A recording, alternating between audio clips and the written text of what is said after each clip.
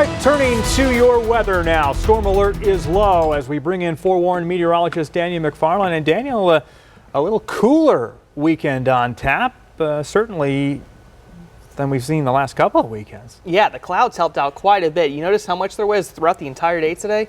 Yeah, a lot of cloud cover, cooling down those temperatures. What do we have in store for this evening and tomorrow? Well, it's mostly going to be rain that we're looking at for this evening, Eric. It will be wrapped up, I think, by about 8 or 9 o'clock. But if you live in some parts of Tucson, heavy rain is the main story for you. There's also some areas with some stronger thunderstorms in central Pima County, but a lot of these are fizzling out pretty quickly. So let's go ahead and check out Tucson again, see how the rain's developing in this area. And as you saw just before the break, we looked at the top of Mount Bigelow where a lot of that heavier rain is happening. We're not looking at severe storms here. It's going to be these smaller pockets of rain that are just going to be hanging out for the next little bit. In fact, as we look at it, you can see it's actually moving closer towards the mountains itself. So if you live near Oracle, you're just about done with the rain at this point in time. It's mainly going to be the east side for about the next half hour that we actually have this rain moving on through. Now, again, I do say heavy rain is the biggest thing to watch out for with this, because if we look right about here with this storm and see how strong it is,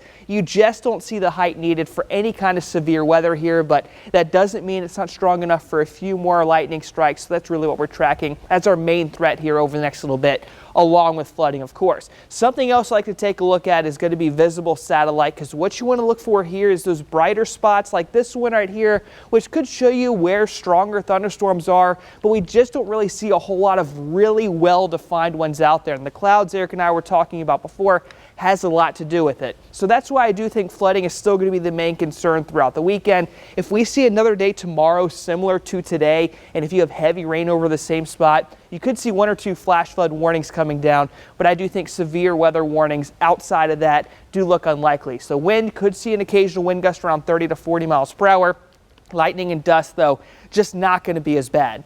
Another thing we were talking about before was timing. We'll be done by about 9 o'clock, and then overnight tonight looking much, much better. And then Sunday, a little bit more of the same here. Some showers developing earlier in the day, lasting into the middle part of the afternoon. And then I do think it could be continuing into the overnight hours into Monday. So another thing that's going to do is still keep that flooding threat relatively high, Eric, but we're not necessarily going to be tracking any kind of severe weather over the next couple days. Because even though you're looking at 103 for Sunday, we're just not looking at proper conditions out there for a real strong monsoon storm. So if you're waiting for those at home, Wednesday and Thursday with those high temperatures will be your days to watch out for. High rain chances, Eric, on both of those days, but 107, 108 and rain. That's usually the combination you want to see for severe weather. Back to triple digits tomorrow. Yep, not looking forward to it, are we?